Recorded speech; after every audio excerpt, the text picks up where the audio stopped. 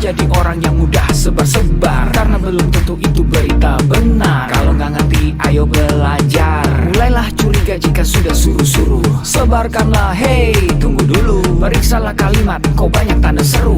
Banyak huruf besar, mata gue jadi ngilu. Coba dicari beritanya dulu, mendingan begitu daripada keliru. Apa untungnya sebar kabar palsu, daripada nanti kamu yang malu. Cek dulu, daripada nanti kamu yang malu. Cek dulu, siapa tahu hoax. Yup. Hello,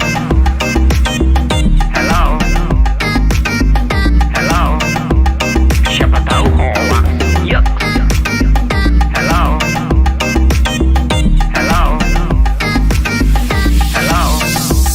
siapa tahu hoax. Hoax itu konten yang negatif, tujuannya itu ya provokatif. Paling cocok buat orang yang sensitif. Kalau ke gue ya gak efektif, tapi semua suka yang positif. Misalnya video yang inspiratif, meme yang lucu, itu juga sih positif, kreatif, dan produktif. Coba dicari beritanya dulu, mendingan begitu daripada keliru. Apa untungnya sebar kabar palsu, daripada nanti kamu yang malu. Cek dulu, daripada nanti kamu yang malu. Cek dulu, siapa tahu hoax. Yup. Hello,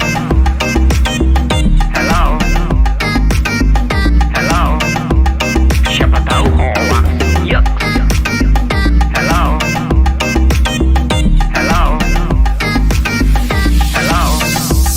siapa tahu hoax.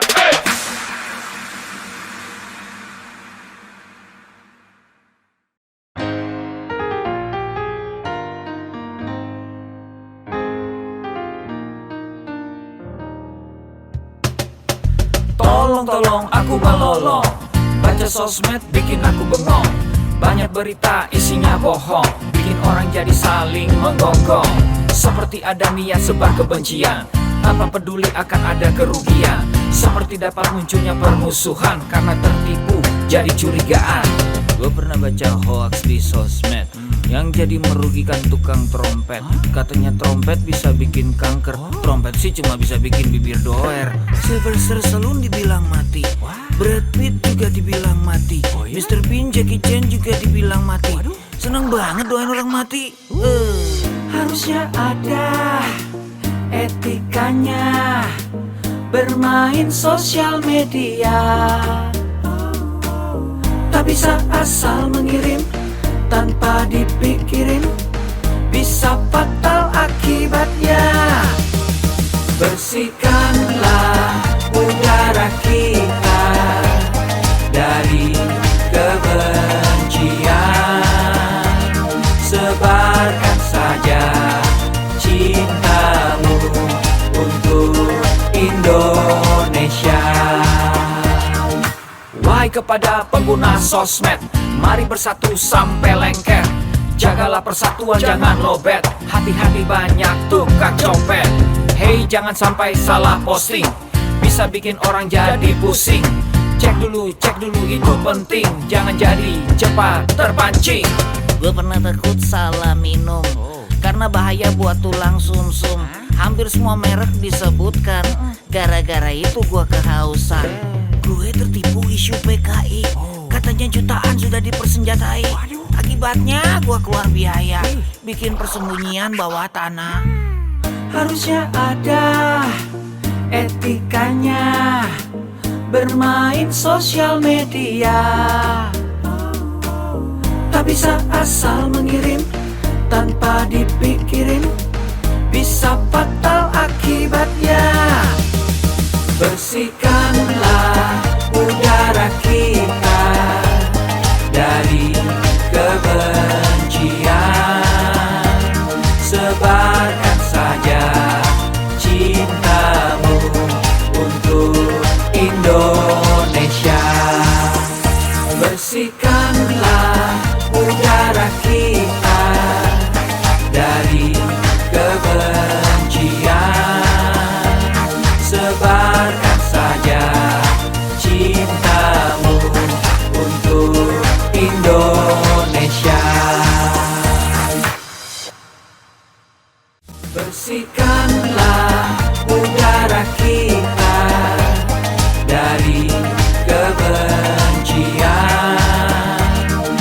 tebarkan saja cintamu untuk Indonesia.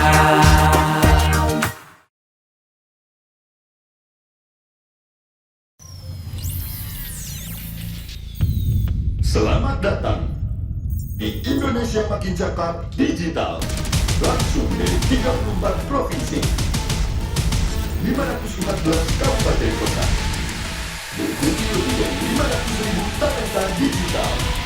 Inilah Indonesia Makin Cakap Digital.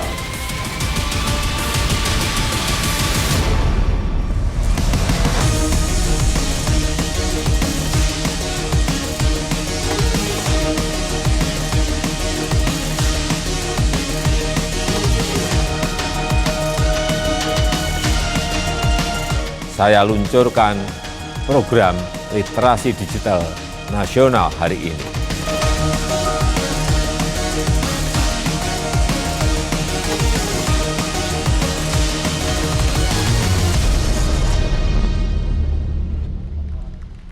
Assalamualaikum warahmatullahi wabarakatuh. Selamat siang dan salam sejahtera untuk kita semua. Senang sekali saya Amal Bastian, moderator untuk hari ini, menyambut Anda semuanya dalam acara Indonesia Makin Cakap Digital, Gerakan Nasional Literasi Digital 2021. Dan pada kesempatan kali ini saya juga ingin menyapa untuk rekan-rekan yang bergabung dari Kabupaten Kutai Barat, Kalimantan Timur.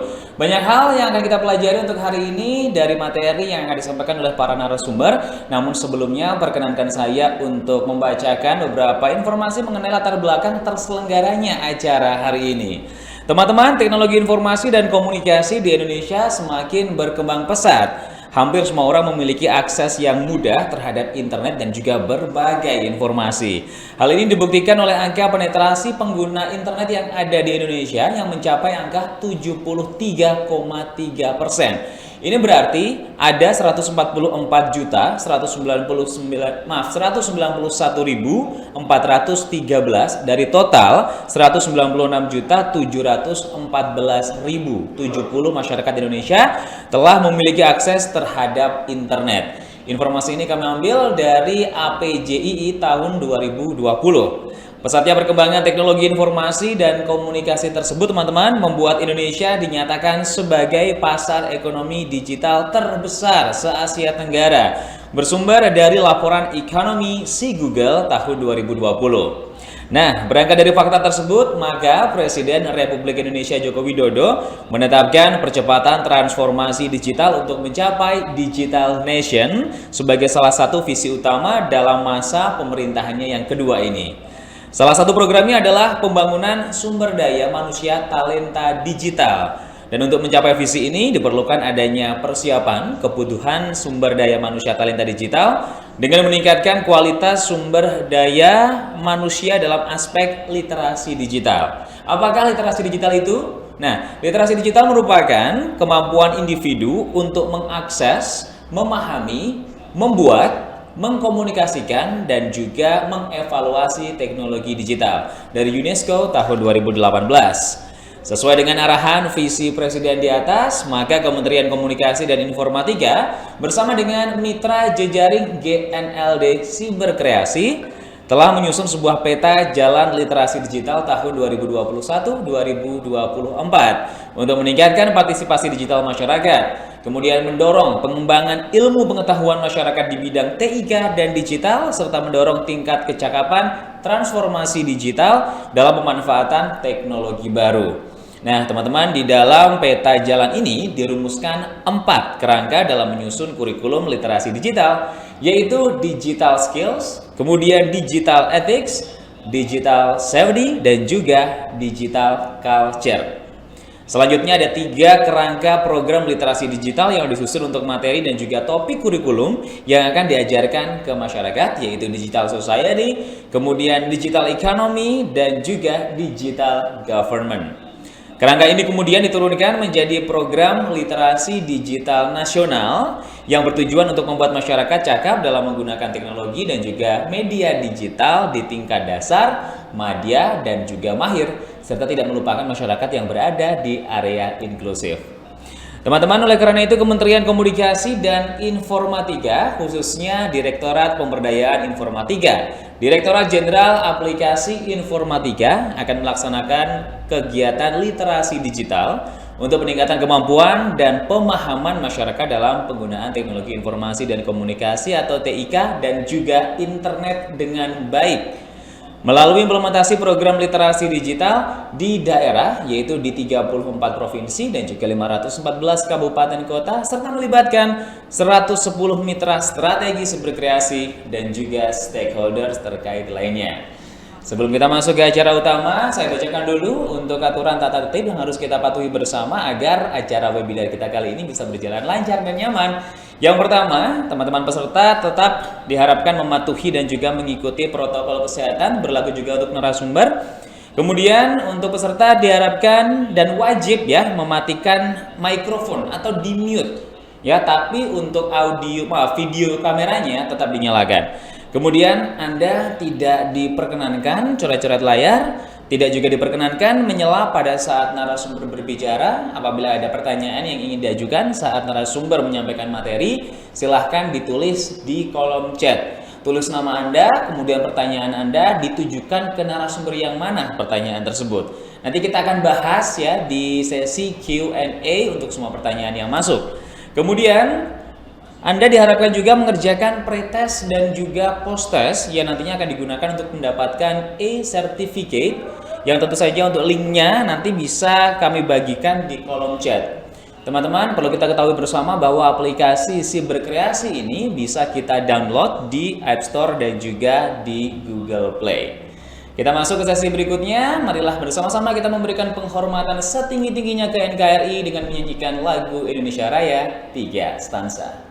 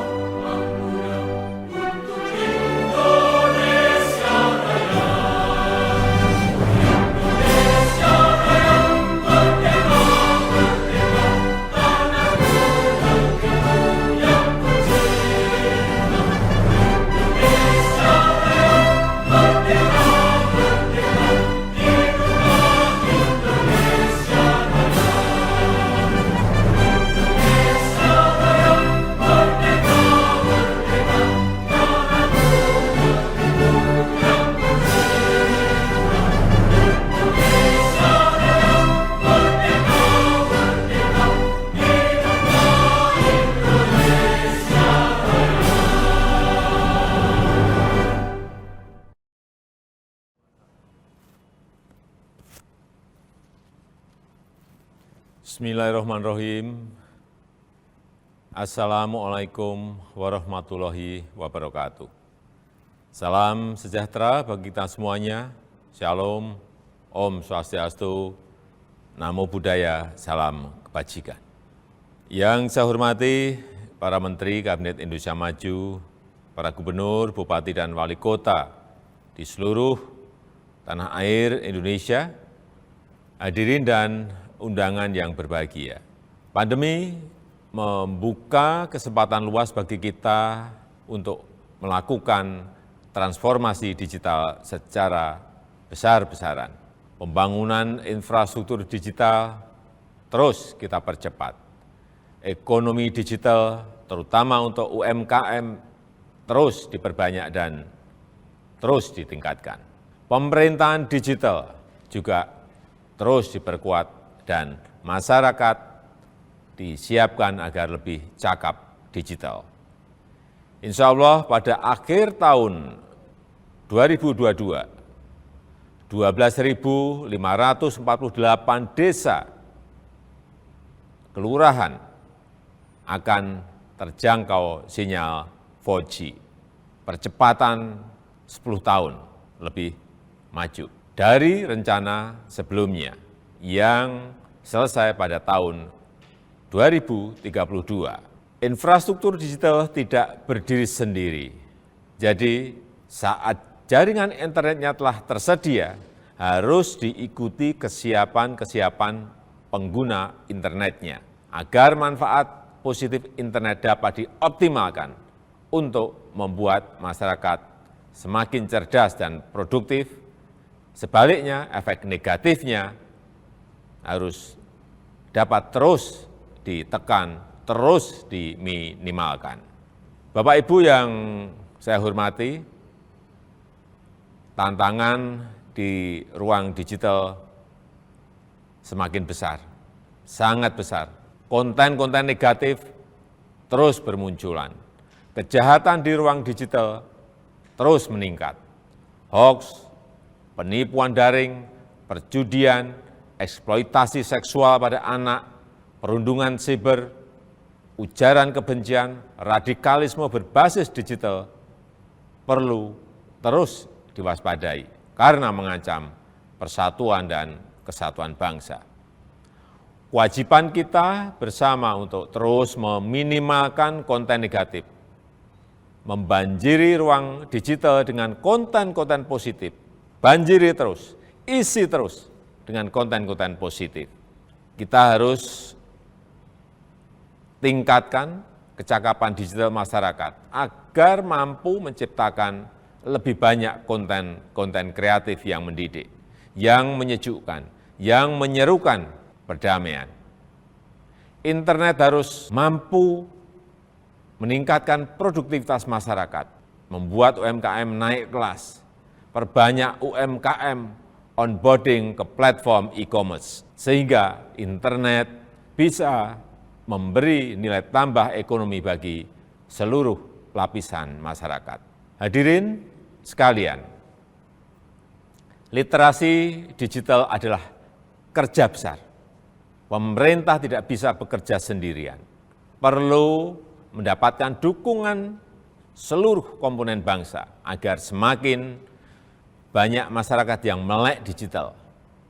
Saya memberikan apresiasi kepada 110 lembaga dan berbagai komunitas yang terlibat dalam program literasi digital nasional ini. Saya harap gerakan ini menggelinding dan terus membesar, bisa mendorong berbagai inisiatif di tempat lain, melakukan kerja-kerja konkret di tengah masyarakat, agar makin cakap memanfaatkan internet untuk kegiatan edukatif dan produktif. Saya rasa itu yang bisa saya sampaikan, dan dengan mengucap Bismillahirrahmanirrahim, saya luncurkan program literasi digital nasional hari ini. Terima kasih. Wassalamualaikum warahmatullahi wabarakatuh.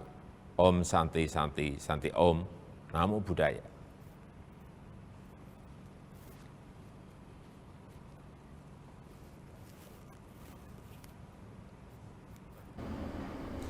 Baru saja kita dengarkan arahan dari Presiden Republik Indonesia. Dan berikutnya kita akan segera menyimak penyampaian dari keynote speech yang akan disampaikan oleh Wakil Gubernur Kalimantan Timur kepada Bapak Haji Hadi Mulyadi, SSI MSI. Disilahkan.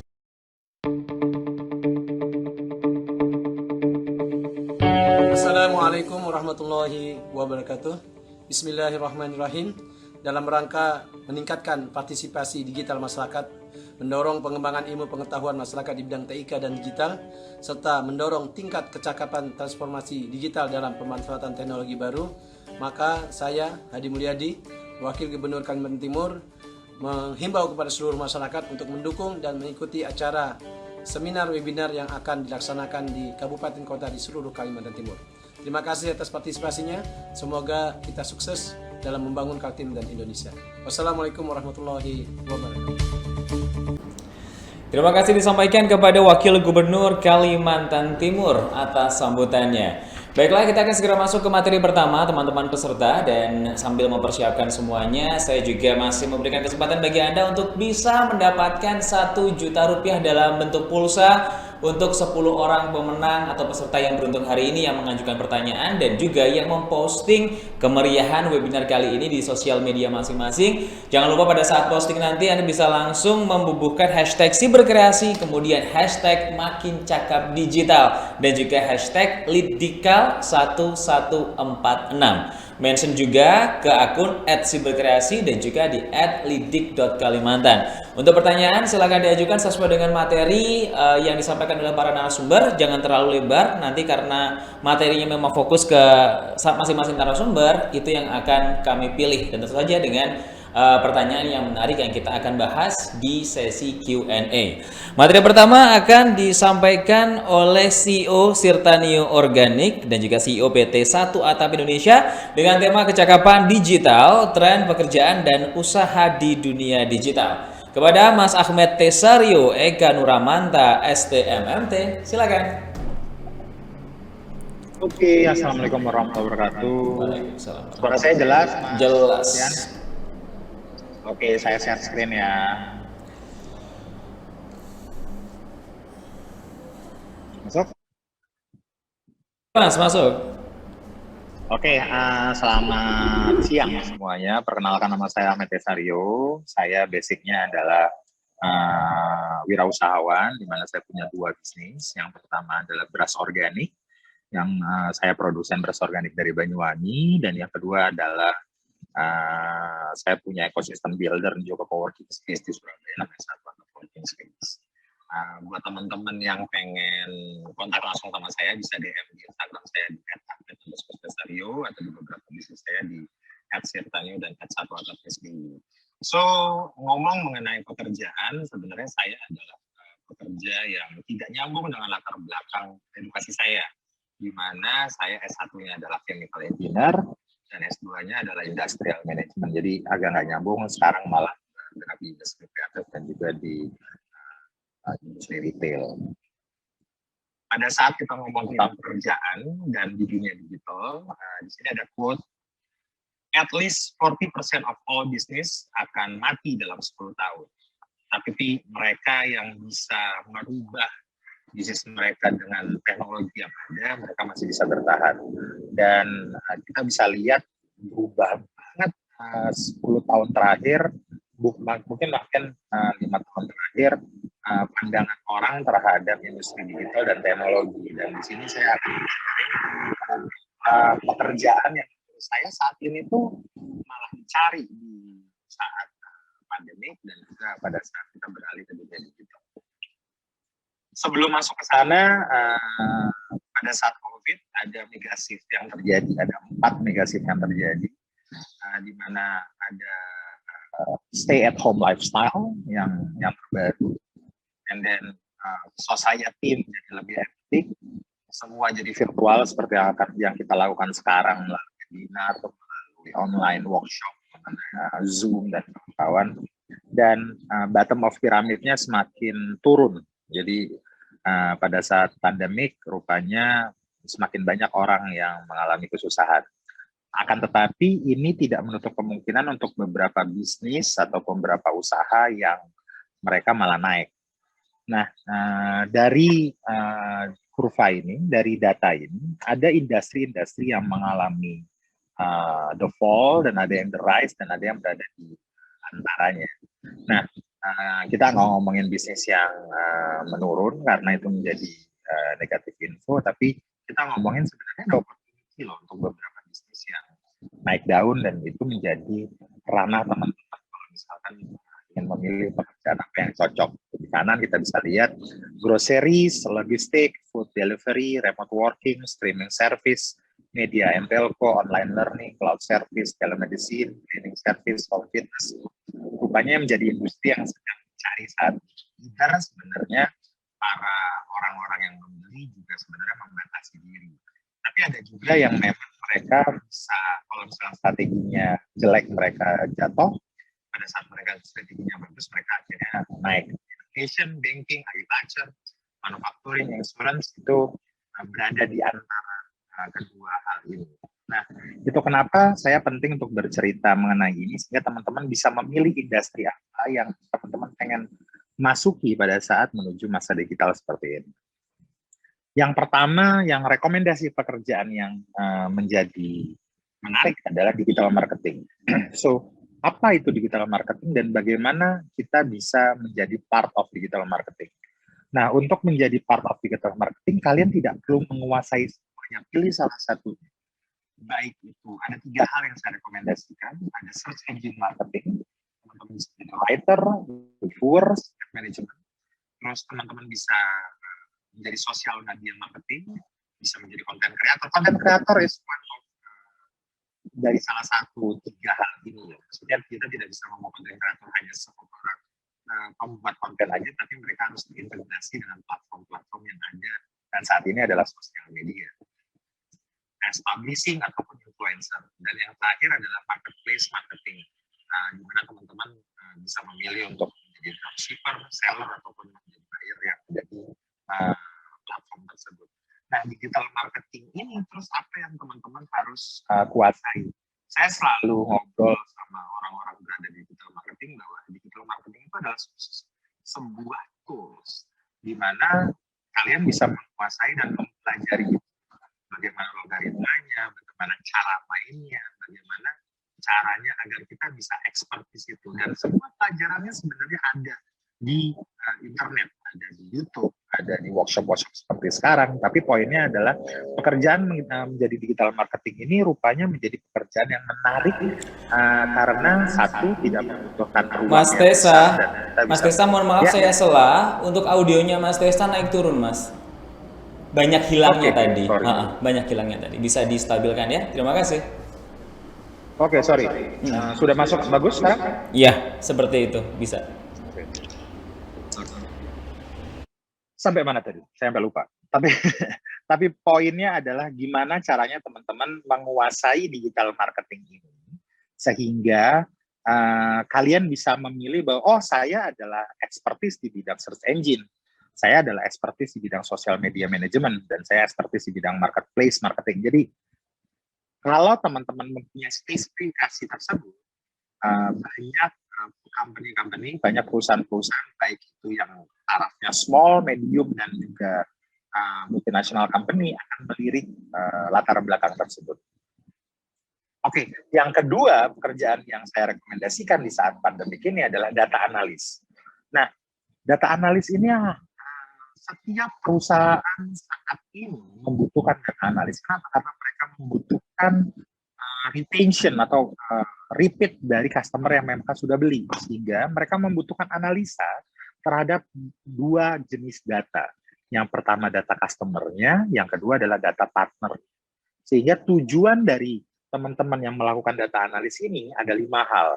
Melakukan identifikasi data tersebut, mengumpulkan data tersebut, kemudian mengkategorikan data tersebut atau mengklaimkan data tersebut, lalu menganalisakan data tersebut dan menginterpretasikan data tersebut menjadi sebuah keputusan dari perusahaan. Dan data analis yang saya kenal namanya Mbak Kristal Wijaya. dia adalah data analisnya Gojek, saat ini mungkin gajinya lebih besar daripada Jaksa Agung. Sehingga saya gajinya di angka $60.000 sebulan. Jadi kalau teman-teman memang menguasai cara menganalisa data, ini merupakan masa depan yang sangat luar biasa sekali. Dan kalian tidak perlu berada di kantor, dan kalian hanya perlu di rumah, pakai laptop, dan gimana caranya kalian bisa mengumpulkan data-data tersebut. Nah, teman-teman yang berada di data analis ini biasanya berasal dari lulusan-lulusan yang tidak spesifik, tapi mereka mengerti tren-tren lifestyle dan pekerjaan dan tren-tren bisnis yang ada di dunia. Itu kenapa data analis ini adalah orang yang sekarang paling dicari di Indonesia, karena nggak banyak sebenarnya. Tapi jadi kalau teman-teman bisa menguasai ini, menjadi menarik. Yang ketiga adalah desainer. Nah, banyak yang salah mengartikan bahwa desainer itu adalah seseorang yang mendesain di Corel, di Photoshop, ataupun di PowerPoint. Tapi poin dari desainer adalah mereka yang merencanakan sebuah konten yang tujuannya adalah agar konten tersebut bisa menyampaikan pesan yang diinginkan oleh perusahaan. Sehingga value dari desainer itu sebenarnya lebih filosofik malah. Nah, buat teman-teman yang memang punya passion di bidang desain, sebenarnya ini adalah pekerjaan yang sangat dicari. Di perusahaan saya sendiri, ada 2 perusahaan, saya punya 3 orang desainer di satu perusahaan, yang mana 1 orang khusus memang ngurusin konten yang berasal dari digital marketing, ya, sehingga konten-konten yang dikeluarkan pada saat desainer itu mengurus sosial media atau digital marketing adalah yang berhubungan sama grafik, picture, dan juga sometimes berhubungan sama data, oke. Dan kadang juga berhubungan sama video. Jadi sometimes desainer itu merangkap semuanya. Yang kedua, untuk desainer ada yang mengambil spesifikasi untuk produk desain. Nah, buat teman-teman yang masih SMA mungkin atau punya anak yang mau masuk kuliah, masa depan menjadi produk desain itu sekarang cerah, dan jangan salah, salary untuk anak-anak desain itu tinggi banget sebenarnya. Dan yang terakhir, yang gajinya paling tinggi di Indonesia adalah para mereka yang bisa melakukan desain di UI UX, atau yang biasanya kita bilang desainer aplikasi. Nah, mereka ini sebenarnya kerjanya simple kayaknya, tapi sebenarnya mereka butuh riset, mereka butuh beberapa data untuk akhirnya mereka melakukan desain-desain tersebut. Nah, desainer ini sebenarnya bukan pekerjaan yang bukan gift, tapi bisa dipelajari. Gitu. Yang keempat adalah trader dan investment specialist. Tadi kita ngomong mengenai data analis, tapi di satu sisi pada saat data analis tersebut masuk ke industri saham, mereka akan menjadi seorang trader atau menjadi investment specialist. Nah, trader atau investment specialist ini tugasnya adalah mereka menganalisa data pasar sehingga akan membuat sebuah rekomendasi untuk para investor untuk akhirnya membeli saham tertentu dari sebuah perusahaan atau membeli mata uang tertentu yang mereka analisa akan menguntungkan. Dan saya selalu membagi trader dan investment specialist ini menjadi 3. Yang pertama adalah mereka yang memang ahli di forex atau foreign exchange, mereka yang benar-benar salah. Yang kedua adalah mereka yang ahli di bidang IDX atau bursa saham, dan yang terakhir di P2P lending. Nah, pada saat kalian memang menguasai how to trade, membaca kurva, membaca panel-panel ini sehingga kalian bisa melihat tren dari pasar tersebut, ini merupakan pekerjaan yang lumayan menjamin finansial kita. Dan balik lagi, ini tidak perlu kita berada di kantor, yang penting kita punya laptop, punya handphone, punya koneksi internet, kita bisa menjadi trader dan juga investment specialist. Akan tetapi, balik lagi pada saat kita menjalani sebuah pekerjaan atau memutuskan untuk bekerja menjadi pekerja seperti itu, nomor 1 kontennya adalah gimana caranya kalian menjadi spesialis dan ekspertis di bidang tersebut. Jadi jangan setengah-setengah, kuasain satu hal baru bertindak hal-hal yang lain. Dan yang terakhir yang paling dicari saat ini, apalagi buat mereka yang pengen beralih ke digital adalah programmer. Nah, programmer ini saya selalu menjadi 3 hal, jadi dari programmer website, aplikasi, dan juga sosial media. Mereka yang menjadi programmer ini saat ini itu sangat dibutuhkan banget buat beberapa perusahaan IT atau perusahaan yang memang butuh divisi baru, yaitu divisi teknologi, sehingga mereka akan membuat in-house divisi yang isinya orang teknologi. Saya pun berbisnis bisa dibilang 10 tahun terakhir baru membentuk divisi khusus teknologi itu di tahun 2020, dan it's work, dan mereka bisa memberikan insight untuk memberikan keputusan bagus buat perusahaan. Dan pada saat mereka direkrut sebagai karyawan, ya, saya sebagai pebisnis merasa kosnya menjadi lebih rendah. Tapi tidak sedikit juga di luar sana yang menjadi programmer lepas, di mana pada saat ada project mereka membuat programnya dan klien bisa menggunakan program tersebut. Nah, 5 pekerjaan ini yang menurut saya pada saat kita di masa pandemi ini dan juga di saat kita beralih ke digital adalah pekerjaan-pekerjaan yang ditanda kutip pekerjaan untuk orang-orang yang pintar, tapi di satu sisi kita bisa mempelajari itu, dan pada saat kita mendalaminya dan kita menjadi expert di situ, itu menjadi masa depan yang bagus buat kita dan anak-anak kita nantinya. Sekian dari saya, terima kasih buat teman-teman yang pengen kontak saya, bisa langsung telepon teleponnya atau bisa langsung DM saya di Instagram. Saya kembalikan ke Mas Amal. Thank you. Terima kasih dari Mas Tesario untuk kita semuanya hari ini.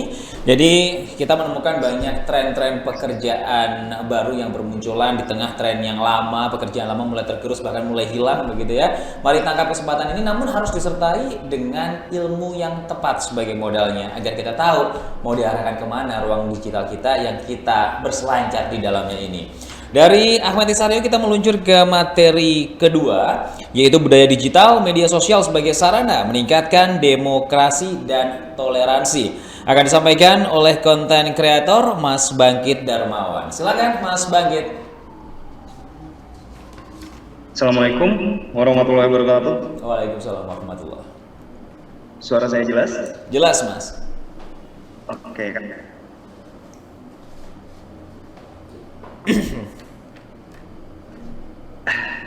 Oke, saya coba share screen dulu. Boleh, silakan. Oke, sudah muncul? Ya. Oke, Jadi, bisa dimulai. Assalamualaikum warahmatullahi wabarakatuh. Selamat siang buat teman-teman semua. Saya Bangkit Darmawan. Saya narasumber lokal dari Kutai Barat, dan di sini saya ingin sedikit jelasin tentang media sosial sebagai sarana untuk meningkatkan demokrasi dan toleransi. Nah, PowerPoint ini saya gambar sendiri karena saya lagi bosen dengan hal-hal yang monoton, jadi saya mencoba untuk menulis dengan brush seperti itu. Next. Oke. Siapa saya sebenarnya? Saya adalah seseorang yang di KTP-nya dengan pekerjaan seniman, lantas konten kreator juga, tukang kayu iya, podcaster juga, dulunya insecurer, tapi sekarang alhamdulillah saya mencoba untuk bangkit dari insecure itu sendiri. Beberapa karya saya akan saya tunjukkan sedikit. Ini adalah hasil-hasil dari gambar saya, yang saya coba gambar sesuai dengan keinginan saya dan apa yang saya rasakan pada saat itu juga. Jadi mungkin maknanya sendiri hanya diri saya sendiri yang paham, dan ketika ada yang bertanya baru saya akan menjelaskan tentang makna-makna dari setiap gambar yang saya gambar.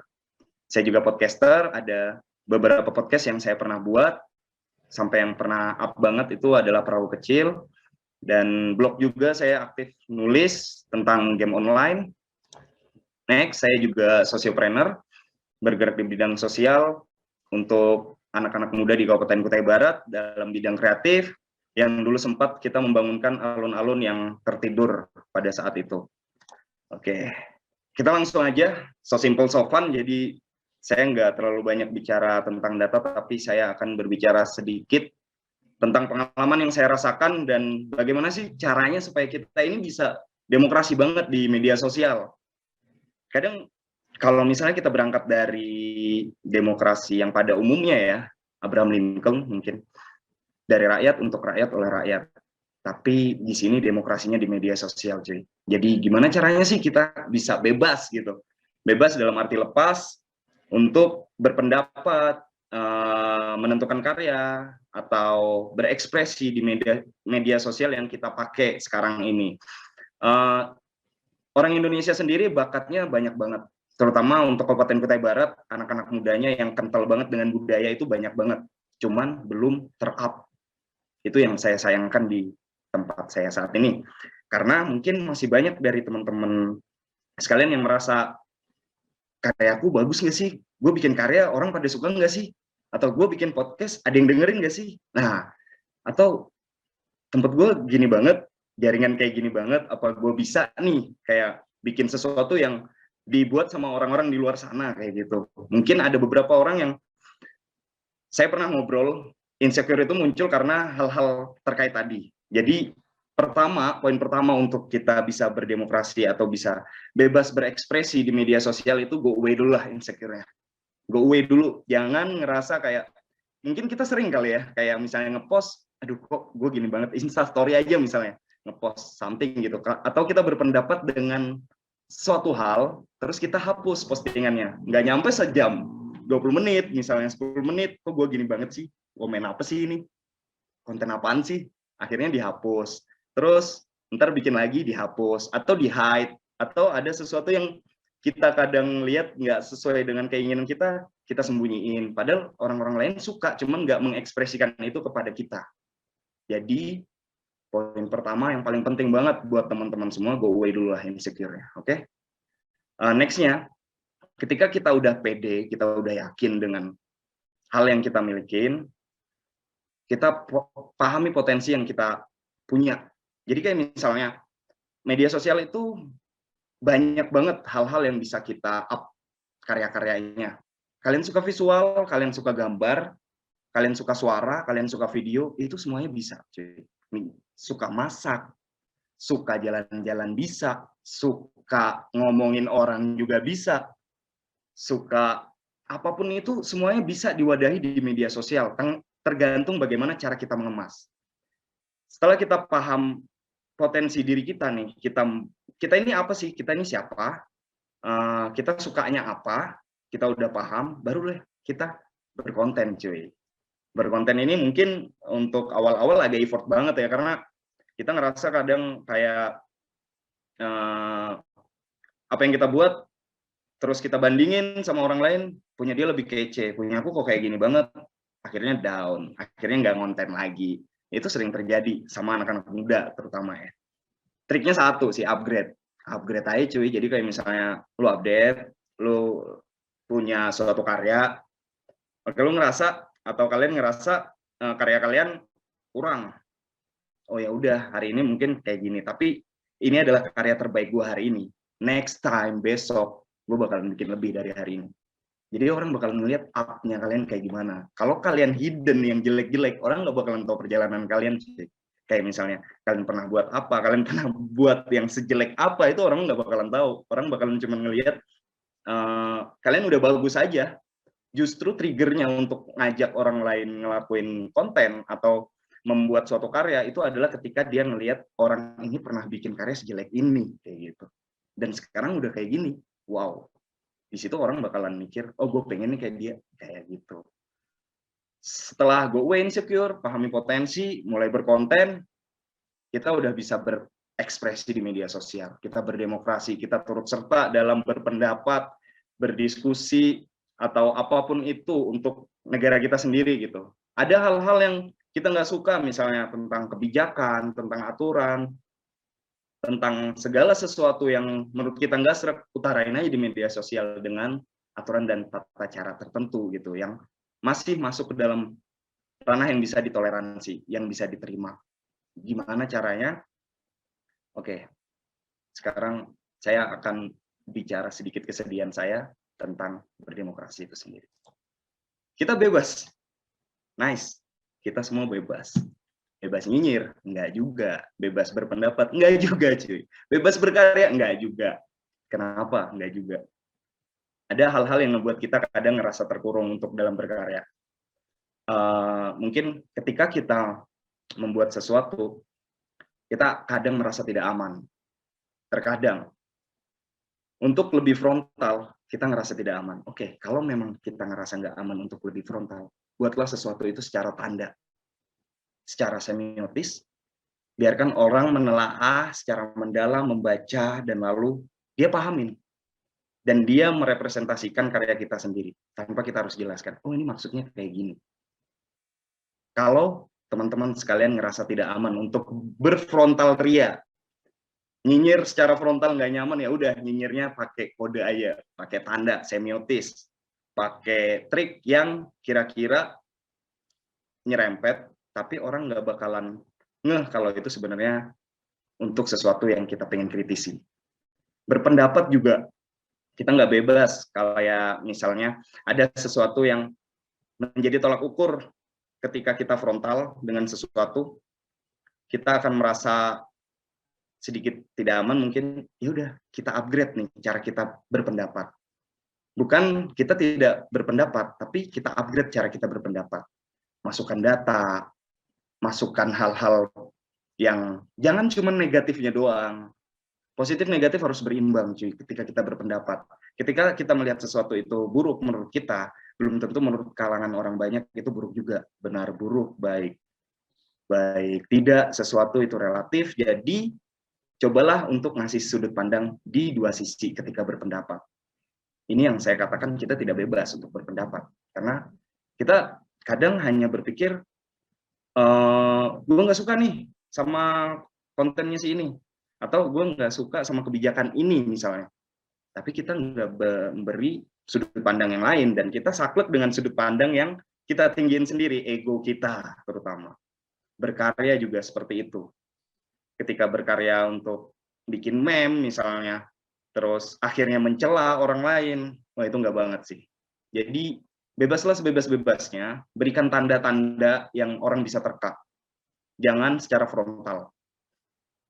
Kita semua bakalan bebas banget ketika saling toleransi. Oke, jadi pesan terakhir saya adalah, kenapa kita ngerasa tidak bebas saat ini? Karena ada beberapa orang yang tidak mentoleransi karya-karya kita. Artinya ada beberapa orang yang merasa bahwa dia tidak bisa menerima perbedaan-perbedaan kita.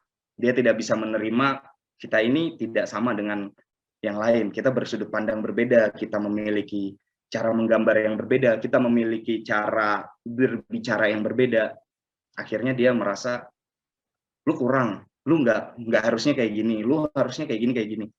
Dan itu yang membuat kita tidak bebas.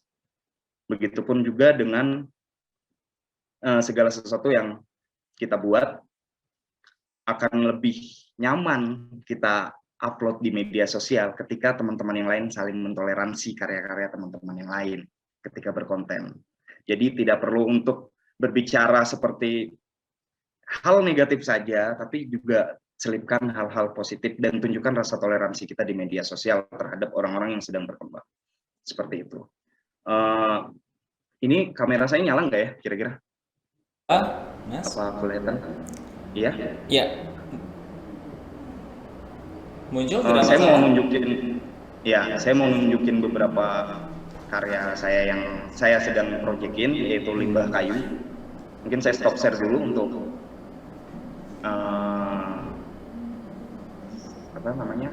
share screen-nya ya. Iya. Kelihatan. Oke. Jadi saya sedang gencar-gencarnya untuk membuat beberapa karya dari limbah kayu, toys, mainan. Saya kumpulin limbah-limbah yang kayu-kayu sisa, saya gambar, saya lem, saya bikin satu project yang menurut saya nggak perlu jual ini, tapi saya pengen tahu saya bisa buat ini gitu, dan saya bisa pamerin di media sosial tanpa harus memikirkan gue bikin ini dapat duit, enggak, tapi gue bikin ini orang tahu gue bisa buat ini, gue bisa bikin karya kayak gitu. Dan ada satu lagi. Ini benar-benar dari limbah kayu yang saya kumpulin. Oke. Sekian dan terima kasih. pesan saya buat teman-teman anak muda di Kabupaten Kutai Barat, please jangan insecure. Kalian punya apapun itu, kalian keren semua. Meskipun kalian dari daerah yang banyak orang nggak ngerti, yang banyak orang nggak tahu, dan saya ngarepnya orang-orang bakalan tahu tempat kita. Orang-orang bakalan kenal kita siapa. Kita adalah orang-orang yang cinta banget sama budaya-budaya kita, terutama di Kalimantan Timur dan di Kutai Barat. Oke. Terima kasih. Wabillahi taufiq wal hidayah. Wassalamualaikum warahmatullahi wabarakatuh. Waalaikumsalam warahmatullahi wabarakatuh. Terima kasih Mas Bangkit, karyanya luar biasa, patut diapresiasi. Bukan hanya value pada nominal, tapi juga value pada diri. Mengambil satu kalimat tadi, kita akan benar-benar bebas apabila kita bisa saling toleransi. Wow, oke, terima kasih Mas Bangkit. Saya move ke materi ketiga, penyampaian Key Opinion dari Key Opinion Leader, yaitu dengan tema etika digital, etika berjejaring, jarimu harimaumu. Akan disampaikan oleh guru dan juga seorang influencer kepada Kak Anissa Wahyuning Tias, SPD. Silakan.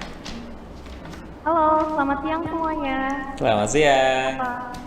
Suara saya terdengar jelas? Terdengar jelas Kak Anissa. Baik, saya akan izin.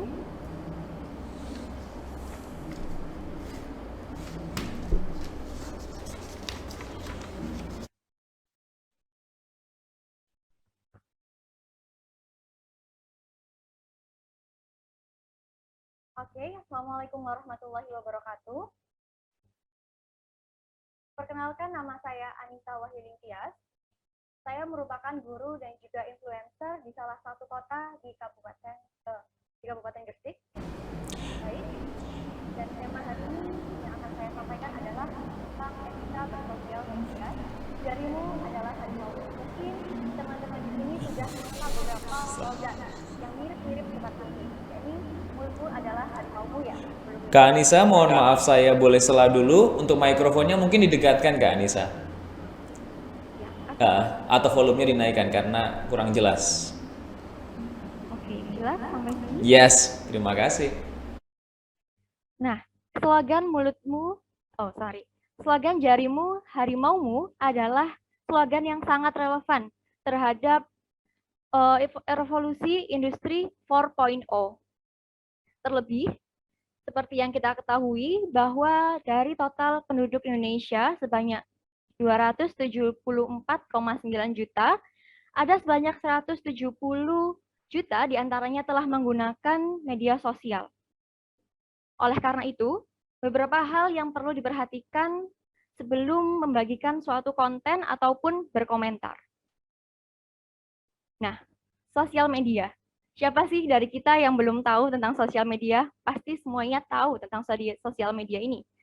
Sosial media adalah tempat ataupun wadah media online yang memberikan kemudahan bagi kita untuk berpartisipasi, berbagi, dan membuat hal-hal seperti blog, forum, dunia maya, dan masih banyak yang lainnya. Namun, seringkali para masyarakat yang menggunakan ataupun warganet yang menggunakan sosial media ini, mereka mengabaikan etika-etika dalam bersosial media, sehingga apa yang mereka luncurkan, seperti konten ataupun komentar-komentar, akan menjadi bumerang bagi mereka sendiri. Nah, di sini saya mempunyai 3 prinsip dalam mengunggah konten di sosial media.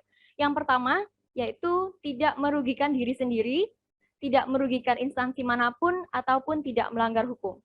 Kita akan bahas satu-satu ya. Dari yang pertama, merugikan diri sendiri itu seperti apa? Yang pertama adalah mengunggah konten berkeluh kesah tentang hidup, membuka aib diri sendiri, keluarga, ataupun kerabat, dan juga mengunggah konten kekerasan. Di sini, jika kalian mengunggah ketiga ini, kalian akan mendapatkan personal branding dari sosial media dengan julukan negatif ya. Karena di sini sosial media adalah tempat berpendapat. Semua orang bisa berpendapat dengan bebas. Kalaupun kalian ingin berkeluh kesah, sebenarnya itu tidak apa-apa. Tapi gunakanlah kata-kata yang lebih bijak dalam menyampaikannya. Lalu ada mengunggah kabar, berita, isu, hasil penelitian yang belum jelas ataupun hoax. Nah, secara saat ini arus informasi menyebar sangat masif. Kadang kita tidak mengetahui mana informasi yang benar fakta ataupun mana informasi yang hoax. Jadi sebelum kita mendapatkan suatu informasi terkait seseorang ataupun suatu berita, alangkah lebih baiknya jika kita meng-cross-check dulu berita ataupun informasi yang kita dapat ini. Prinsip yang kedua, yakni merugikan instansi. Yang pertama, menyebarkan berita yang belum jelas sumbernya mengenai instansi terkait. Yang kedua adalah berkeluh kesah tentang suatu produk ataupun jasa dari instansi tersebut. Di sini saya contohkan, misalnya kalian mempunyai kritik ataupun berkeluh kesah pada suatu produk ataupun jasa suatu instansi. Ini sering banget kita temui di sosial media ya, mulai dari Instagram, Facebook, ataupun TikTok, ada beberapa orang yang berkeluh kesah mengenai suatu produk langsung di media sosial. Nah, di sini saya mensarankan untuk menyampaikan melalui jalur resmi, karena ini adalah beretika secara baik. Bisa melalui surat atau fax kepada instansi terkait. Nah, alih-alih menyampaikan di sosial media terkait kritik ataupun keluhan, itu akan berisiko tinggi terhadap instansi yang terkait yang kita sebutkan keluhannya dan juga terhadap diri kita. Di sini saya mengutip bahwa pelanggaran terhadap batasan norma ataupun etik dalam menggunakan media sosial dapat menyebabkan yang bersangkutan mendapat sanksi sosial, sanksi lingkungan, dan bahkan sanksi hukum apabila tergolong kepada perbuatan yang dilarang dalam UU ITE nomor 11 tahun 2008. Jadi meskipun kita sedang berselancar di sosial media, hukum tetap berlaku di sana. Nah, ini dia. Hal-hal yang berpotensi melanggar hukum. Yang pertama adalah ujaran kebencian. Ketika kita tidak suka sama seseorang, stop. Jangan biarkan orang lain ikut membenci, atau jangan sebarkan ujaran kebencianmu pada orang lain agar kamu mendapat dukungan dari itu. Yang kedua, ada pencemaran nama baik pribadi lain, pejabat negara, institusi lain, institusi negara, dan juga mengunggah konten negara, ideologi negara selain Pancasila. Ini sangat berbahaya sekali ya. Selanjutnya ada mengunggah konten pemaksaan untuk memeluk agama tertentu dan membagikan konten berupa berita bohong atau hoax. Nah, ada 5 potensi ini yang harus kita hindari saat melakukan atau membuat suatu konten. Nah, selanjutnya, sebelum posting sesuatu di sosial media, kalian wajib mikir nih. Apa sih mikir itu? Mikir ini merupakan singkatan dari M yang pertama, yakni menghargai. Menghargai di sini artinya adalah pastikan terlebih dahulu konten yang kita buat ataupun komentar yang kita sedang rangkai ini tidak bermaksud untuk mengkritik, ataupun jika kalian ingin mengkritik seseorang, gunakan dengan bahasa yang santun. Selanjutnya, di poin I, merupakan inspirasi, yang artinya di media sosial banyak sekali terdapat postingan yang tanpa arah atau tanpa tujuan yang jelas. Nah, banyaknya dari konten-konten tersebut diharapkan jika kalian ingin menambah viewers ataupun menambah followers di kanal kalian, kalian bisa membuat konten-konten yang isinya merupakan hal-hal yang menginspirasi ataupun bermanfaat bagi yang melihatnya. Di poin K selanjutnya adalah kredibel. Kredibel di sini dimaksudkan adalah sebelum kita memposting konten, sebaiknya kita cross-check terlebih dahulu. Apakah informasi-informasi yang sudah kita sampaikan itu termasuk fakta atau ada informasi yang hoax. Kita cross-check lagi. Di poin I selanjutnya, imbang. Imbang di sini bermaksud jika kalian ingin berbagi sesuatu di sosial media, informasi yang kalian sampaikan harus imbang. Tidak diberlebih-lebihkan ataupun tidak dikurang-kurangkan atau dilemah-lemahkan. Seperti itu. Dan yang terakhir adalah rasional. Rasional di sini adalah konten kalian atau hasil karya kalian yang kalian upload di sosial media dapat mengedukasi orang lain yang melihat postingan tersebut. Seperti itu. Nah, Rambu-rambu konten sosial media yang produktif. Ada dua nih, ada yang dicentang, ada yang dihilang. Yang pertama ada yang dicentang dulu. Di poin kreatif. Kreatif di sini tuh maksudnya seperti apa, Kak? Di poin kreatif ini adalah tentang teks, foto, video, maupun infografis yang harus bernada positif dengan kualitas yang baik. Selanjutnya, ada bermanfaat dan juga inspiratif. Konten kalian ataupun komentar kalian ini harus memberikan informasi kepada orang lain, mengedukasi dan juga menginspirasi. Lanjut di pesan damai. Pesan damai di sini dimaksudkan tidak mengandung ujaran kebencian. Di poin selanjutnya ada pesan bersyukur, di mana kita seharusnya bisa mengupload suatu konten yang positif tips. Jadi misal bisa berupa quotes ataupun kata-kata motivasi. Dan yang tidak aku sarankan, di sini ada tanda silang. Yang berarti jangan dilakukan ya. Yang pertama adalah tidak bermanfaat. Ketika kalian mengunggah suatu informasi yang tidak bermanfaat, orang yang melihatnya itu akan berpikir dua kali. Oh, ternyata kontennya seperti ini saja, tidak menarik.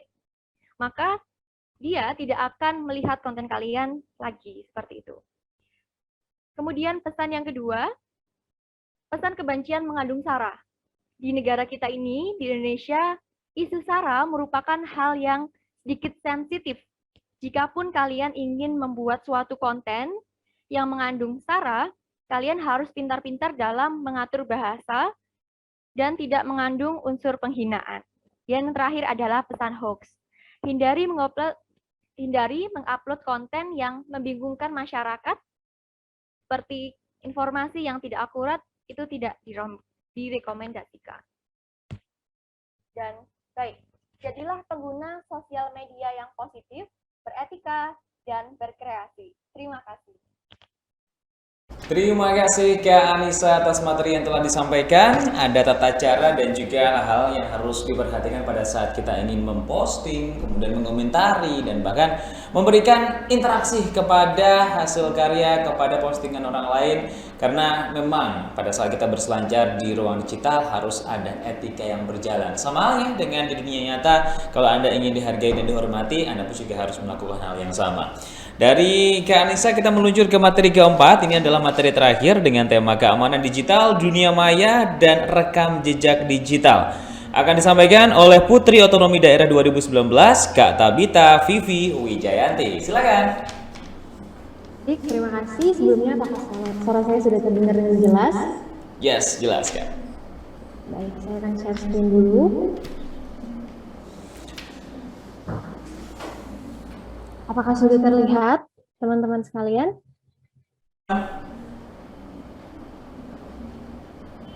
Baik, kalau sudah terlihat, sebelumnya izinkan saya untuk lebih santai ya, saya panggil teman-teman, supaya kita juga lebih akrab. Dan sebelumnya, izinkan saya untuk memperkenalkan diri.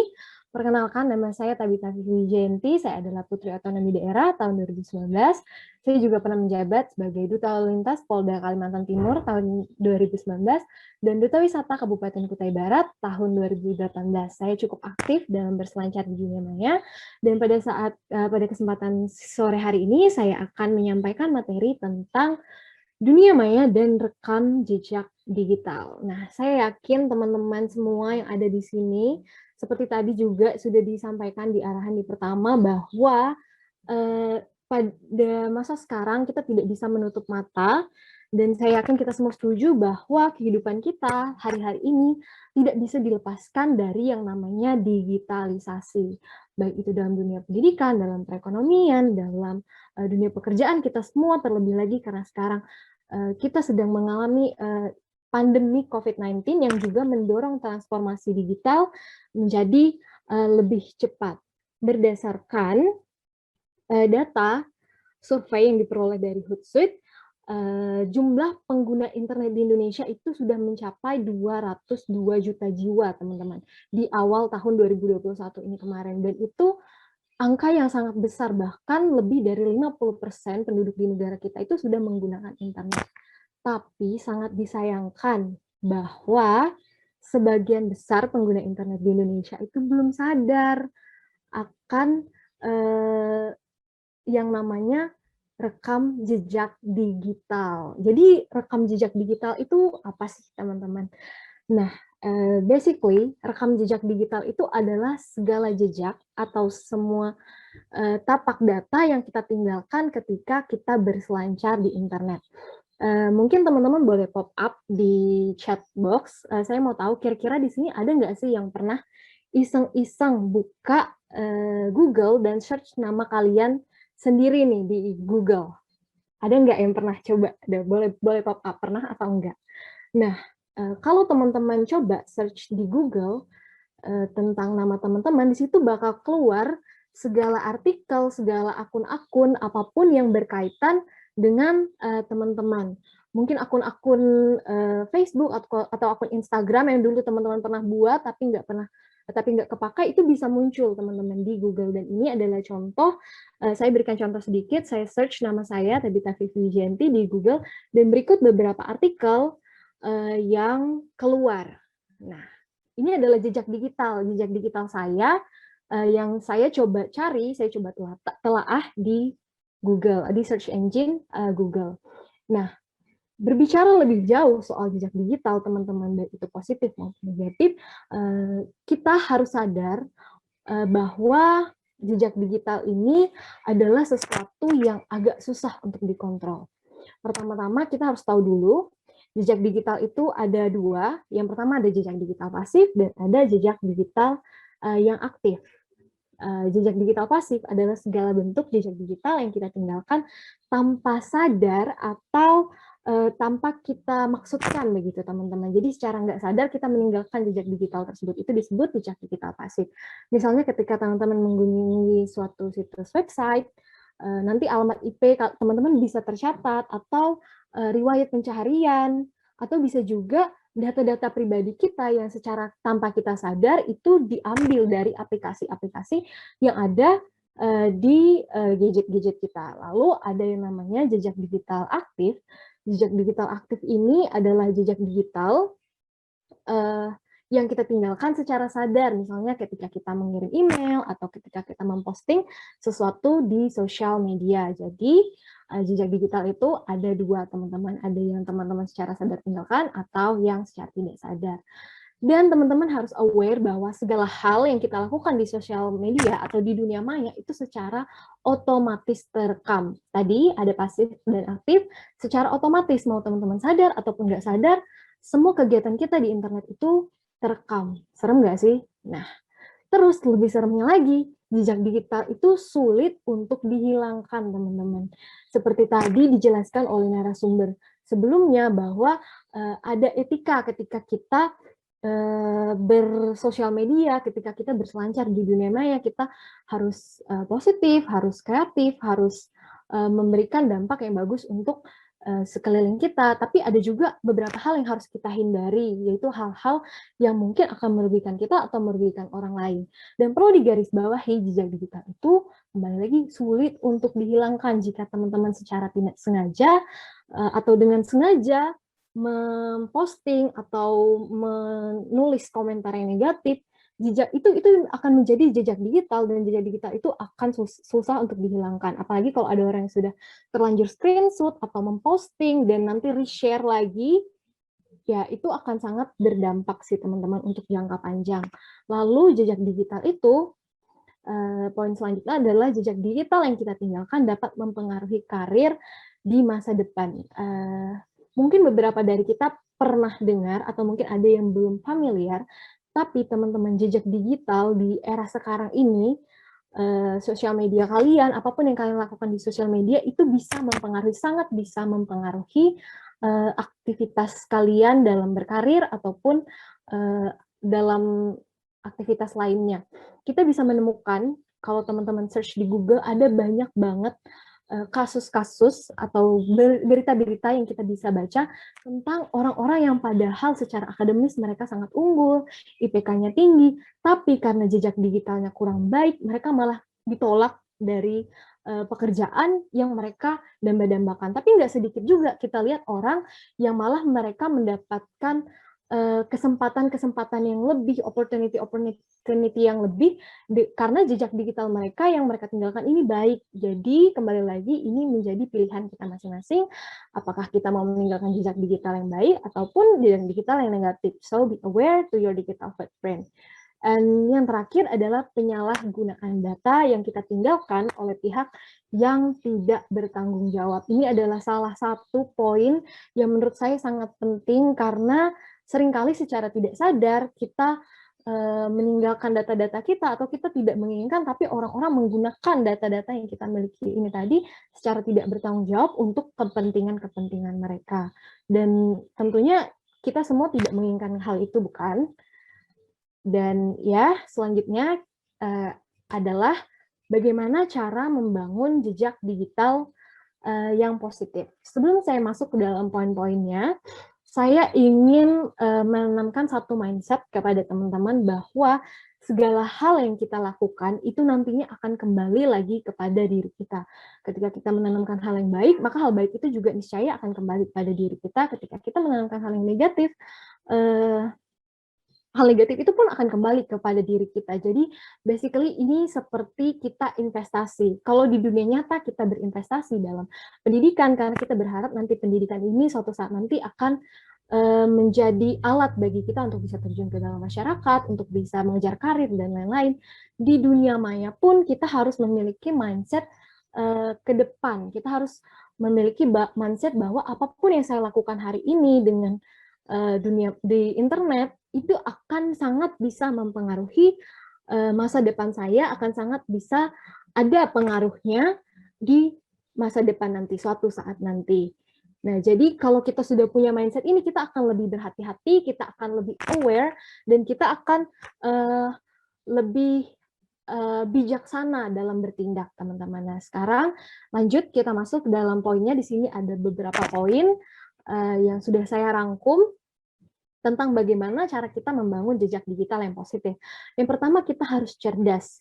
Kita harus menjadi pengguna internet yang cerdas. Kita harus bisa memilah informasi yang akan kita sebarkan ataupun yang akan kita terima. Pastikan untuk tidak menyebar informasi yang sensitif seperti KTP atau mungkin nomor telepon, alamat, paspor, dan lain-lain. Informasi-informasi yang bisa digunakan oleh pihak-pihak yang tidak bertanggung jawab untuk mungkin menjelekkan nama kita atau menjatuhkan kita, seperti itu, teman-teman.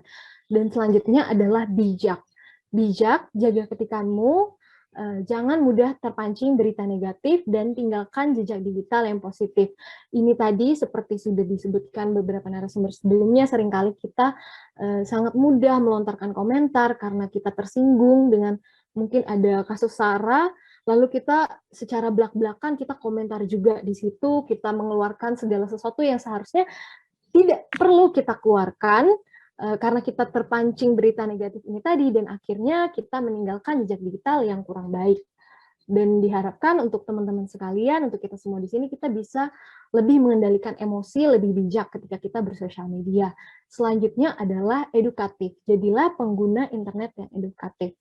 Jangan mudah percaya ketika ada broadcast masuk, atau ketika ada link-link yang masuk, jangan asal klik, karena link-link tersebut memungkinkan terjadinya phishing, atau bisa juga scamming, teman-teman. Dan itu sangat berbahaya untuk akun kita, untuk diri kita, untuk gadget-gadget kita, seperti itu, teman-teman. Lalu selanjutnya jadilah pengguna sosial media yang komunikatif. Komunikatif di sini adalah ketika kita menerima informasi, mungkin tidak semua informasi di sosial media itu mengenakan. Ada informasi yang membuat kita merasa tidak nyaman, atau ada hal-hal yang membuat kita merasa terancam atau merasa tidak aman. Jangan tergesa-gesa mengambil tindakan, jangan tergesa-gesa melakukan sesuatu, tapi komunikasikan dulu hal tersebut kepada mereka yang mungkin memang mengerti. Dan saya juga pernah memiliki pengalaman dengan hal ini, di mana waktu itu di kampus saya sempat jadi kontak person, saya dan teman saya ini. Jadi ketika orang ini mengkontak saya, dia bilang dia sudah transfer, kita ada semacam kegiatan paid promote seperti itu, jadi dia bilang dia sudah transfer ke rekening teman saya, tapi transfernya kelebihan, dan di situ dia mendesak saya untuk transfer balik uangnya dia, kayak udah didesak-desak nih, dan jujur waktu itu saya tuh agak sedikit takut dan gak enak juga, karena dia saya mikirnya mungkin beliau ini merasa takut gitu, kami tidak bertanggung jawab. Dan tapi untungnya saya tidak tergesa-gesa mengambil keputusan, saya komunikasikan lagi dengan teman saya dan ternyata orang ini dia berniat menipu.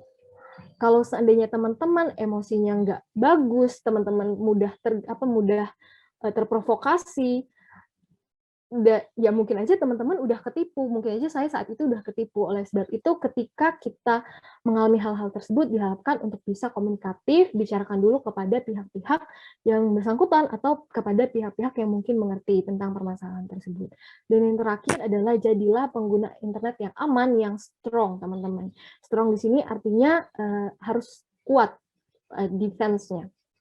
Pelajari aturan privasi yang ada pada perangkat atau pada setiap aplikasi yang kita install untuk menghindari aplikasi-aplikasi tersebut mengambil data-data kita tanpa kita sadari. Dan pastikan untuk setiap akun sosial media gunakan password yang kuat dan biasakan untuk menggunakan two-step authentication supaya akun-akun sosial media kita juga aman dari hacker, dari orang-orang yang memiliki niat yang tidak baik.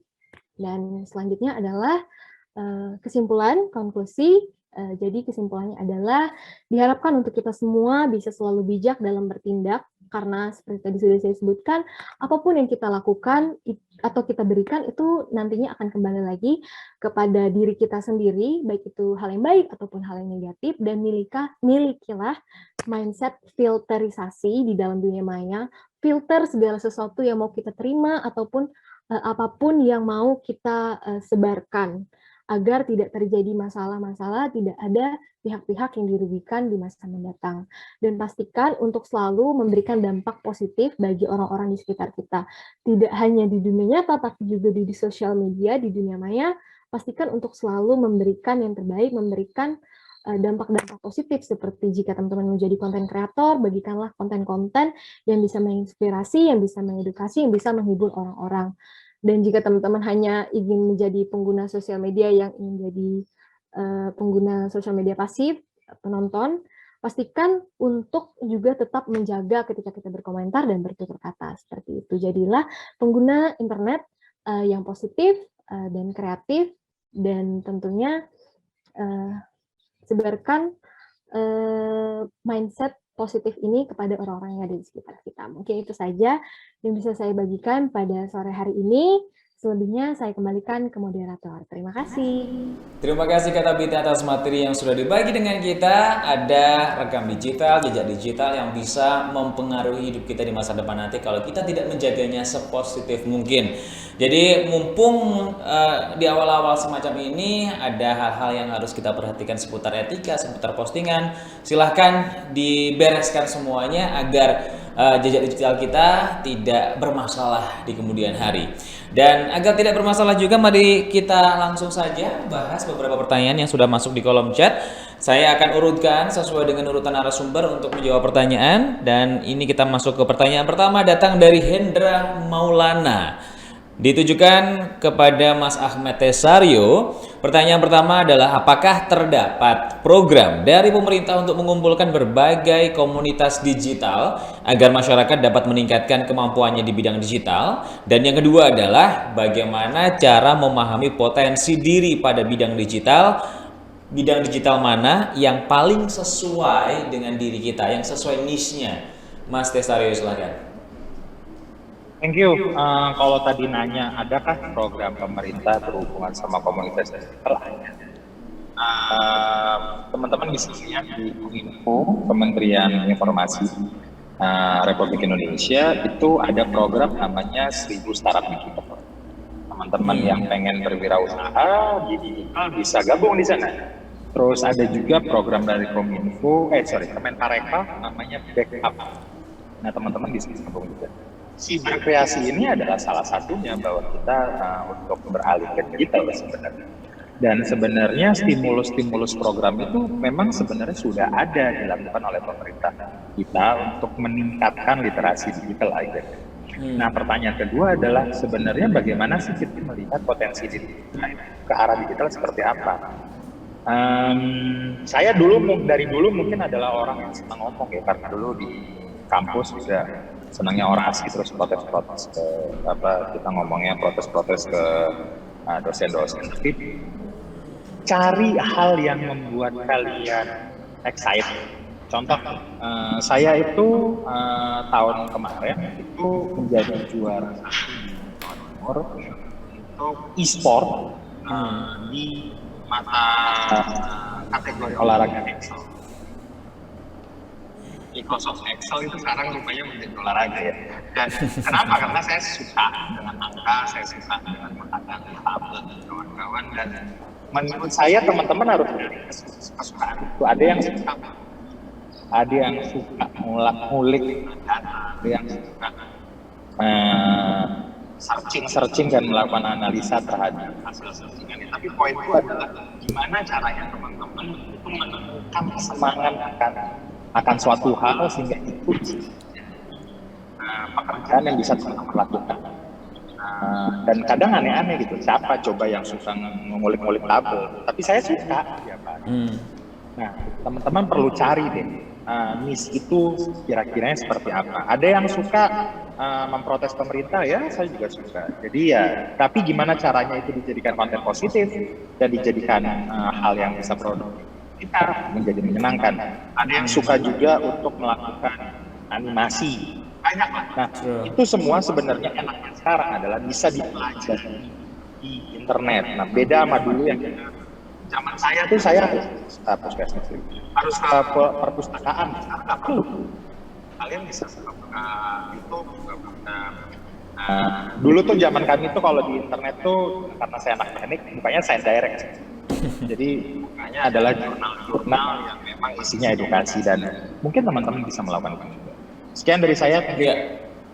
Oke, Mas Tessa, berbicara mengenai belajar banyak di dunia digital, di ruang digital semacam ini, apakah perlu mempelajari semuanya secara general? Semua harus bisa. Kalau Anda nyemplung ke ruang digital, Anda harus tahu ini itu, istilah ini harus paham, bagaimana ini juga harus tahu penyelesaiannya begitu. Atau harus belajar ke sesuatu yang semakin expert, semakin kecil agar kita tahu nih, kita expertise di ruang digital tapi di bidang ini, sehingga kita bisa memiliki nilai jual atau niche yang lebih detail lagi untuk bisa di apa ya sebutannya ya, bisa bermanfaat bagi orang, bisa dijual katakanlah. Kalau saya sih lebih suka menguasai banyak di satu hal daripada menguasai banyak hal tapi sedikit-sedikit. Nah, saya tipe orang yang kalau misalkan lagi excitement sama satu hal itu mempelajari satu hal sampai selesai dan menguasai itu secara spesialisasi ya. Itu pilihan sebenarnya. Jadi teman-teman bisa memilih untuk menguasai semuanya tapi tidak spesifik atau memang menguasai satu hal dan spesifik di sana aja. Menurut saya kalau pribadi saya merekomendasi teman-teman untuk menguasai satu hal tapi yang lainnya at least tahu. Tapi kan ada yang mereka tidak menguasai tapi juga nggak tahu gitu. Menurut saya, at least teman-teman tahu infonya, nggak usah dikuasain, tapi teman-teman harus punya satu expertise yang dikuasai. Contoh saya tuh mengekspertiskan diri di dua hal. Yang pertama, agriculture khusus organik. Yang kedua adalah investment strategi. Jadi, yang tahu Ahmed Tesario ya sebenarnya investment strategi dan juga in digital dan juga non-digital dan juga di agriculture. Jadi ya, tinggal pilih sih sebenarnya. Oke, baik. Terima kasih banyak atas jawabannya, Mas Tesario. Saya move ke pertanyaan kedua, datang dari Waradiman Rahman, ditujukan kepada Mas Bangkit. Pertanyaannya ada dua. Yang pertama adalah tips-tips apa saja dari Mas Bangkit agar bisa lepas dari insecure dan bangkit dengan menghasilkan karya yang menarik. Yang kedua, dari banyaknya lukisan yang sudah dilukis, mana yang menurut Mas Bangkit lukisannya yang banyak maknanya dan berkesan sama Mas Bangkit selama memproduksi karya? Terima kasih. Silakan Mas Bangkit. Assalamualaikum. Terima kasih Mas Wardiman untuk menghilangkan insecurity itu sendiri. Yang kita cari dulu adalah kenapa kita bisa insecure, apa triggernya. Jadi kayak misalnya kita upload media sosial kayak misalnya story Instagram, terus kita hapus karena kita ngerasa kita nggak enak diliatin banyak orang karena kita sering ngecek view. Ya udah, jangan lakuin ngecek view.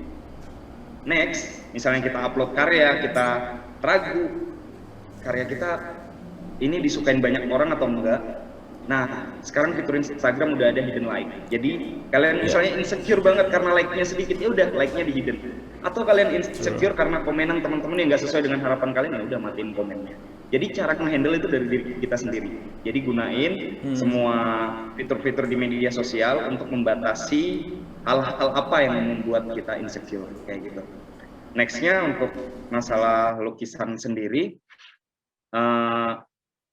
ada satu lukisan yang gambar ayam yang tadi saya pernah nunjukin, itu yang menurut saya agak sedikit deep dari hasil gambar saya tentang pandemi ini, karena ada beberapa hal yang saya lihat dari media berita. Kita sering mendengar kalimat istilahnya jangan bangun siang, karena kalau misalnya kita bangun siang rezeki kita dipatok ayam. Tapi beberapa hari ini ada yang orang-orang yang mencari rezeki di malam hari, rezekinya dipatok oleh sesuatu yang mungkin kita tidak paham itu apa, sehingga kita tidak bisa menyalahkan ayam pada waktu itu. Maka dari itu saya menggambar sosok kepala ayam dengan biji-biji kopi, dengan daun-daunnya seperti itu, dan lingkaran-lingkaran garis yang saat ini menurut saya sedang sangat pelik sekali seperti itu. Oke, baik Mas Bangkit. Terima kasih atas penjelasan seputar karyanya. Saya juga ingin melanjutkan mengenai pembahasan masalah insecure pada saat kita memposting sesuatu di sosial media. Apakah rasa insecure itu sebenarnya kalau dihandle? Karena tadi sempat Mas Bangkit bilang semua bisa diputuskan dengan diri kita sendiri. Kita yang menggenggam gadget kita yang menentukan siapa yang boleh komen, boleh nge-like. Tapi bisakah insecure itu menjadi bentuk motivasi untuk dengan adanya like yang kurang, kemudian komentar yang agak pedas atau nyinyir atau apa, itu malah bisa menjadi motivasi untuk balas dendam, menciptakan karya yang lebih lagi. Bagaimana menurut Mas Bangkit? Oke, kita harus tahu tolak ukur kita dulu. Kita bikin karya untuk mencari like, kita paid promote, kita bayar gitu. Misalnya kita jualan di emperan toko, jual pisang goreng. Terus kita pengen jualan di pinggir jalan raya, ya udah kita beli ruko yang lebih besar dengan cara misalnya paid promote, misalnya kita iklankan postingan kita supaya dapat banyak like, atau supaya banyak orang yang komen. Ada namanya seperti search engine optimizer atau digital marketing dan lain-lain, kita bisa pelajari untuk memang misalnya kita berkarya, fokus kita adalah kita ingin banyak yang like, karena hal itu nggak mungkin praktis kan. Orang harus lihat track record kita. Dan ketika kita pengen upgrade yang menurut kita cepat, ya udah kita andalin hal-hal yang dengan pengetahuan digital itu tadi, seperti digital marketing dan lain-lain. Tapi kalau misalnya kita berkarya hanya karena ingin, dan memang sebenarnya kita tidak ingin mendapatkan like atau apa, tapi kita terus ngerasa insecure karena like kita sedikit. Karena kadang kita berpersepsi, orang-orang kayaknya nggak suka aku bikin gambar kayak gini. Padahal nggak itu. Cuman mereka menikmati, mereka melihat, cuman kadang mereka tidak menyampaikan aja gitu kepada kita. Mungkin tidak menyampaikan melalui like, tidak menyampaikan melalui komen, tapi menyampaikannya mungkin ketika ngobrol di tongkrongan dengan teman-teman yang lihat nih, si ini lagi bikin kayak gini, keren juga ya. Kita nggak pernah tahu. Nah, kayak gitu. Oke. Baik, terima kasih masukannya, sehingga kita tahu nih tujuannya kita bikin karya untuk apa, untuk diri pribadi atau memang ada tujuan lain, begitu ya. Oke, dari pertanyaan Wardiman kepada Mas Bangkit, saya move ke pertanyaan ketiga. Ini datang dari Wahyu Firmansyah, ditujukan kepada Kak Anissa. Banyaknya kasus kritik berujung hukum pidana. Bagaimana cara menyampaikan pendapat agar tidak terjerat UU ITE? Silakan. Terima kasih atas pertanyaannya.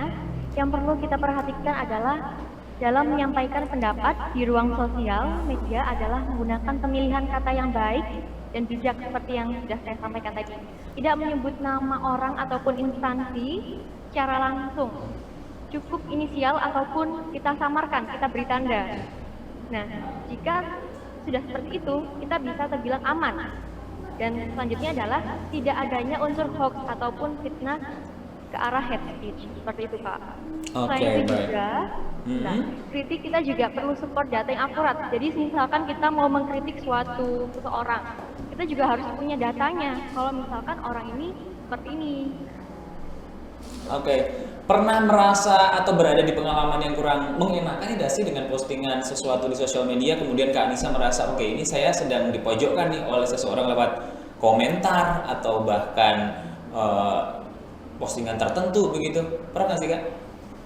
Pernah. Bagaimana responnya? Ada beberapa orang dengan beberapa cara melakukannya agar tidak insecure atau yang bilang seperti itu. Waktu itu pernah ada komen yang lebih ke hate ya Kak ya. Karena untuk tetap bisa berkarya dalam sosial media adalah kita harus menutup telinga kita. Apapun yang dibicarakan orang, baik buruknya, kita tetap life must go on. Waktu itu saya mencikapinya dengan, oh ternyata aku kurangnya kayak gini. Lalu saya improve kekurangan yang saya miliki itu menjadi suatu perkembangan yang membuat suatu hal yang menjadi oh ternyata saya bisa ya seperti ini, saya bisa seperti apa yang dikatakan oleh orang itu. Jadi menjadi sebuah perubahan yang baik dari hate speech itu tadi. Memiliki kemampuan untuk menciptakan sesuatu, tapi gara-gara kritikan, nyinyir dan sebagainya akhirnya down, dan tidak semua orang bisa bangkit lagi karena masalah hal-hal semacam itu. Oke, ini semoga menjadi pelajaran bagi kita semuanya. Terima kasih juga atas sharing pengalamannya Kak Anissa. Saya move ke pertanyaan keempat, datang dari Lutfi Ar-Rasyid. Saya ambil pertanyaan yang nomor 1 saja ya, karena langsung saya tujukan kepada Kak Tabita. Di dunia digital ini, internet pada dasarnya ketika sudah masuk ke World Wide Web, yang dimana itu seperti dunia liar, dimana unsur apapun di situ juga apapun yang kita ketikkan di situ akan tercatat. Bagaimana sikap yang seharusnya kita lakukan terhadap hal tersebut, dan apa saja yang sebaiknya tidak dibagikan di dunia internet? Silakan Kak Tabita. Mohon maaf, mungkin pertanyaannya bisa diulang karena tadi agak kurang jelas putus-putus. Oke, baik. Ini pertanyaan dari Lutfi.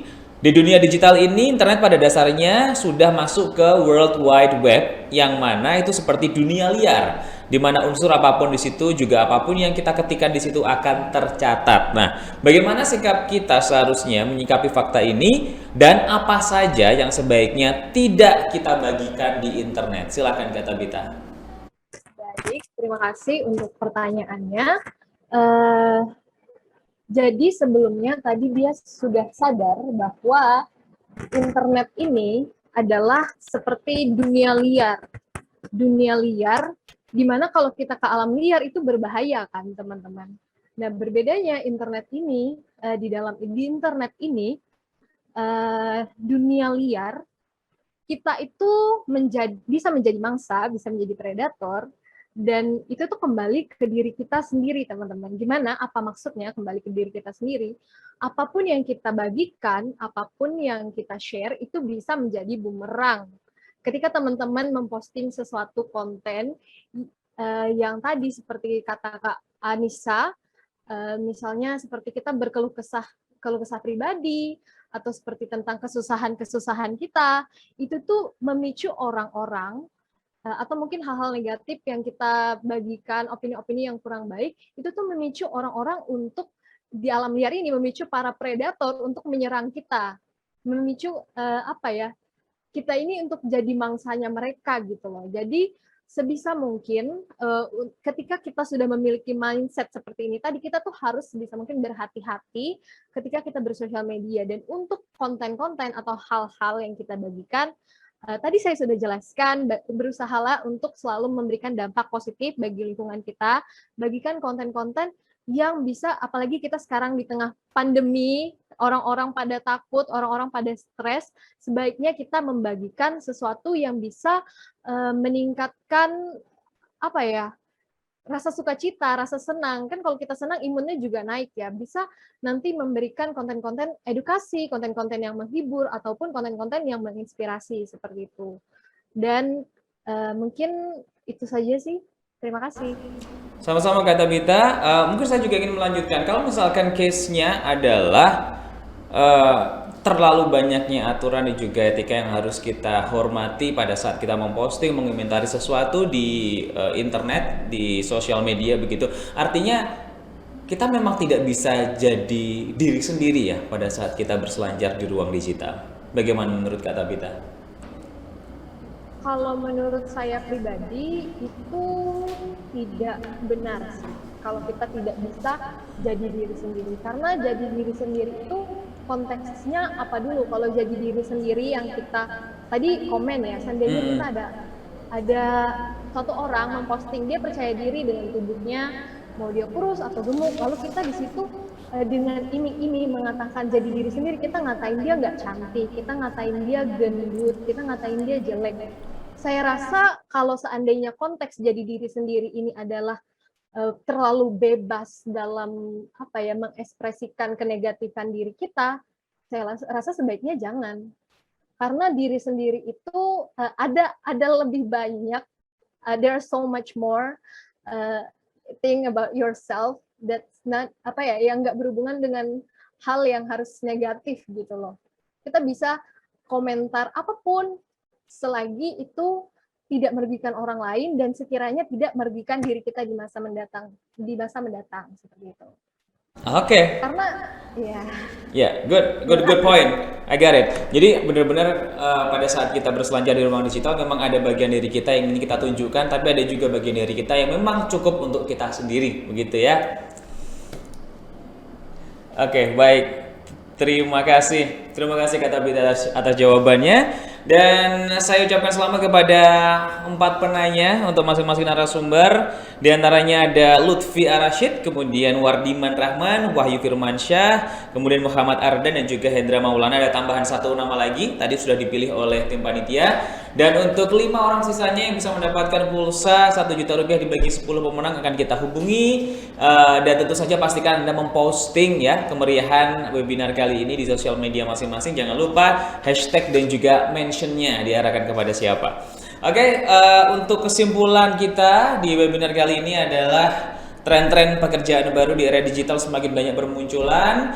Mari bersama-sama kita belajar sesuatu yang baru ini, tangkap kesempatan untuk membuat hidup lebih baik lagi. Kemudian dengan konten kita bisa menjadi bagian dari perkembangan pertumbuhan negeri ini lewat demokrasi yang ada, dan kita akan menikmati kebebasan pada saat kita mampu menerapkan toleransi. Kemudian poin ketiga ada tata cara dan juga hal-hal yang harus diperhatikan sebelum memutuskan untuk memposting, bahkan memberikan interaksi pada postingan seseorang.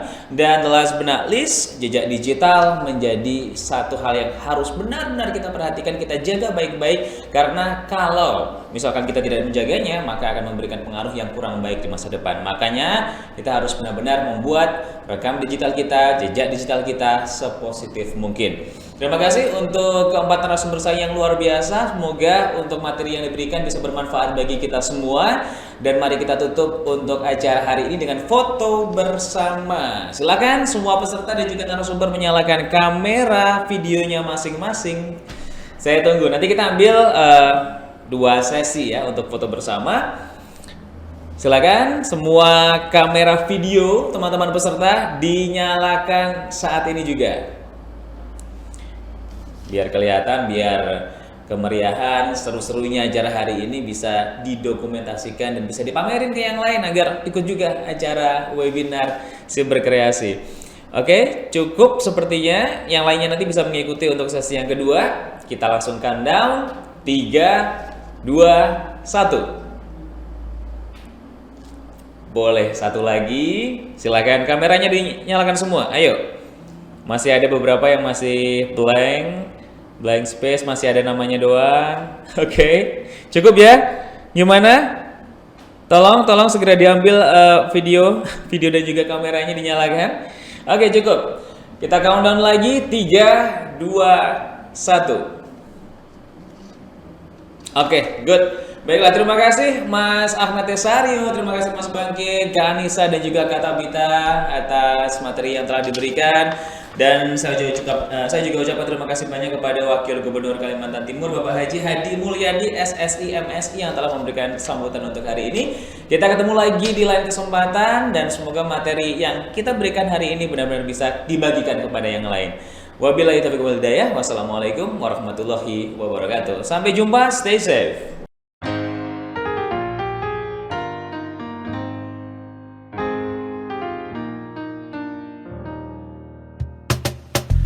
Tolong aku melolong. Baca sosmed bikin aku bengong. Banyak berita isinya bohong, bikin orang jadi saling menggonggong. Seperti ada niat sebar kebencian, tanpa peduli akan ada kerugian. Seperti dapat munculnya permusuhan, karena tertipu jadi curigaan. Gue pernah baca hoax di sosmed yang jadi merugikan tukang trompet. Katanya trompet bisa bikin kanker, trompet sih cuma bisa bikin bibir doer. Sylvester Stallone dibilang mati, Brad Pitt juga dibilang mati, Mr. Bean, Jackie Chan juga dibilang mati. Seneng banget doain orang mati. Harusnya ada etikanya bermain sosial media. Tak bisa asal mengirim tanpa dipikirin, bisa fatal akibatnya. Bersihkanlah udara kita dari kebencian. Sebarkan saja cintamu untuk Indonesia. Wahai kepada pengguna sosmed, mari bersatu sampai lengket. Jagalah persatuan, jangan lobet. Hati-hati banyak tukang copet. Hey, jangan sampai salah posting, bisa bikin orang jadi pusing. Cek dulu itu penting, jangan jadi cepat terpancing. Gue pernah takut salah minum, karena bahaya buat tulang sumsum. Hampir semua merek disebutkan, gara-gara itu gue kehausan. Gue tertipu isu PKI, katanya jutaan sudah dipersenjatai. Akibatnya gue keluar biaya, bikin persembunyian bawah tanah. Harusnya ada etikanya bermain sosial media. Tak bisa asal mengirim tanpa dipikirin, bisa fatal akibatnya. Bersihkanlah udara kita dari kebencian. Sebarkan saja cintamu untuk Indonesia. Bersihkanlah udara kita dari kebencian. Sebarkan saja cintamu untuk Indonesia. Bersihkanlah udara kita dari kebencian. Sebarkan saja cintamu untuk Indonesia.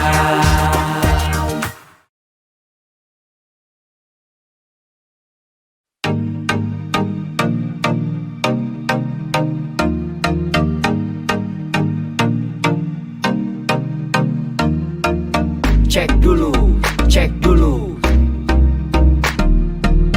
Cek dulu, cek dulu. Yo, kini saatnya kita harus tambah pintar. Jangan jadi orang yang mudah sebar-sebar, karena belum tentu itu berita benar. Kalau nggak ngerti, ayo belajar. Mulailah curiga jika sudah suruh-suruh. Sebarkanlah, hey, tunggu dulu. Periksalah kalimat, kok banyak tanda seru. Banyak huruf besar, mata gue jadi ngilu. Coba dicari beritanya dulu, mendingan begitu daripada keliru. Apa untungnya sebar kabar palsu, daripada nanti kamu yang malu. Cek dulu, daripada nanti kamu yang malu. Cek dulu, siapa tahu hoax. Yup. Hello.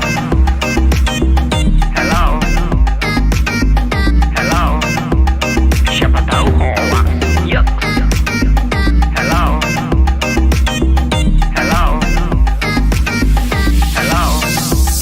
Siapa tahu hoax. Hoax itu konten yang negatif, tujuannya itu ya provokatif. Paling cocok buat orang yang sensitif. Kalau ke gue ya gak efektif, tapi semua suka yang positif. Misalnya video yang inspiratif, meme yang lucu, itu juga sih positif, kreatif, dan produktif. Coba dicari beritanya dulu, mendingan begitu daripada keliru. Apa Apa untungnya sebar kabar palsu daripada nanti kamu yang malu. Cek dulu, daripada nanti kamu yang malu. Cek dulu,